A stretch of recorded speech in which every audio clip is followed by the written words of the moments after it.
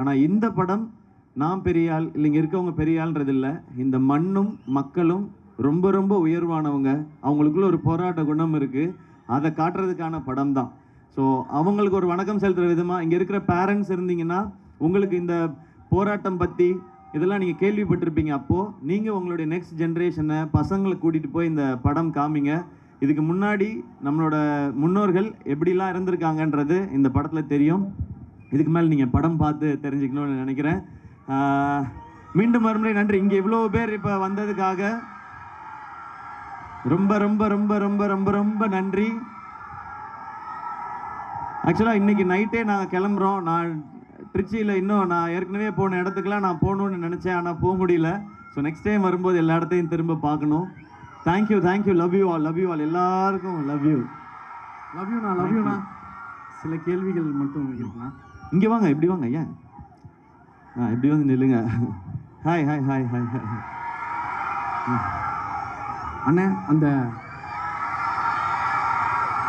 Thank you thank you thank you.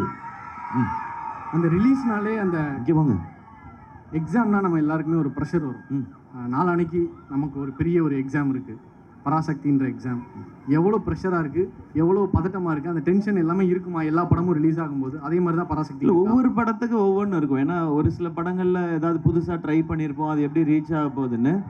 இப்போ வந்து மக்கள் பார்த்துட்டு என்ன சொல்ல போகிறாங்கன்றது மட்டும்தான். நமக்கு ஒரு எக்ஸ்பீரியன்ஸோடு பண்ணியிருக்கோம். பட் எப்போவுமே நான் ஒன்று மட்டும் பிலீவ் பண்ணுவேன், நம்மளோட இன்டென்ட்டும் கண்டென்ட்டும் நல்லா இருந்தால் படம் நல்லாயிருக்கும் அப்படின்றது, எல்லாமே நல்லா இருக்குன்றதான் என்னுடைய பிலீவ்.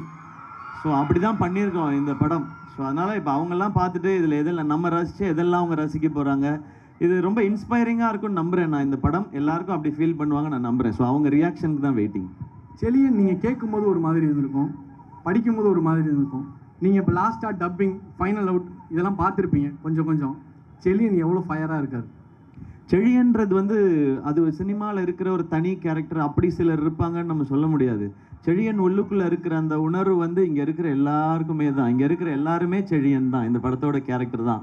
அதான் சொல்கிறேன், அதை பார்க்கும்போது அந்த உணர்வு வரும் டெஃபினட்டாக. வீட்டில் எப்போயாவது செழியன் வந்து போவாரா? வீட்டில் செழியன் வந்து போவாரான்னா இல்லை, இதில் கொஞ்சம் ஃபோர்ஸான ஒரு ஆள். நம்ம வீட்டில் அப்படி கிடையாது. நீங்களே தான் சொன்னீங்களே, நம்ம ரொம்ப சாஃப்டாக அழகாக அப்படியே பேசாமல் இருந்துட்டு போகிறது. செழியன் அளவுக்கு பயங்கர ஃபோர்ஸான ஆள். சூப்பர்ண்ணா. அந்த நான் ஆரம்பத்திலே ஒன்று சொல்லியிருந்தேன், அந்த இக்னோர் நெகட்டிவிட்டி, அந்த நெகட்டிவிட்டியே பாவப்படுற மாதிரி கரெக்டாக ஹேண்டில் பண்ணுவீங்க. சூப்பராக அந்த நெகட்டிவிட்டின்றத. நெகட்டிவிட்டியை எப்படி இக்னோர் பண்ணுறது, ஒரு சில டிப்ஸ் சொல்லலாமா? இப்போ இந்த சோசியல் மீடியாலாம் வந்த பிறகு டிஜிட்டல்லாம் நிறைய எவால்வ் ஆகணும்னா நெகட்டிவிட்டி எப்படி இக்னோர் பண்ணுறதுன்னு கேட்கணும். அப்படியே இக்னோர் பண்ண வேண்டியதுதான். அது தனியாக அதுக்கு நம்ம கிளாஸில் அதை பற்றி ரொம்ப எப்போவுமே நெகட்டிவான விஷயங்கள் தான் டக்குன்னு எல்லாருக்கும் போய் ரீச் ஆகும். அது இன்றைக்கி சோஷியல் மீடியா வந்து அதில் ஒரு செக்டர், மொத்த சோஷியல் மீடியாவே நம்ம தப்புன்னு சொல்ல முடியாது. அதில் நிறைய நல்ல விஷயங்கள் நடக்குது, எவ்வளோ கனெக்ஷன்ஸ் நடக்குது. பட் நெகட்டிவ் தான் டக்குன்னு இதாகும். பட் ஆனால் பேஸின்னு ஒன்று இருக்குல்ல, பாசிட்டிவிட்டி ஸ்லோவாக தான் க்ரோ ஆகும், ஒரு மரம் மாதிரி. ஆனால் அதுதான் லைஃப் டைமுக்கு நிற்கும்னு நான் நம்புவேன். அதனால அதை அப்படியே கொஞ்சம் தள்ளி வச்சு பார்க்குறது. சூப்பர்ண்ணா.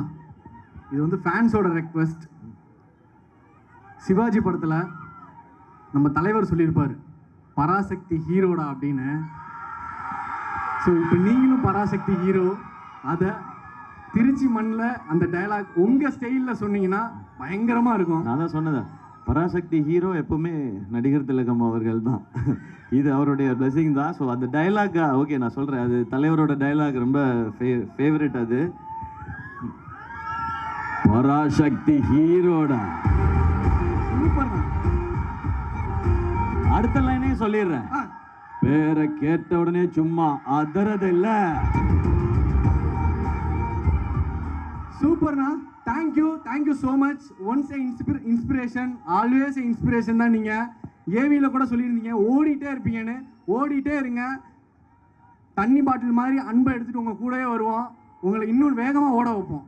எல்லாரும் சேர்ந்து ஓடுவோம், சேர்ந்து ஜெயிப்போம், அவ்வளோதான். we'll win big. Thank you, love you all. எல்லாருக்கும் happy new year, happy Pongal. உங்களுக்கு என்ன கவலைகள் இருந்தாலும் ஒன்றுமே யோசிக்காதீங்க, நல்லதே நடக்கும், நல்லதே நடக்கும், நல்லதே நடக்கும்.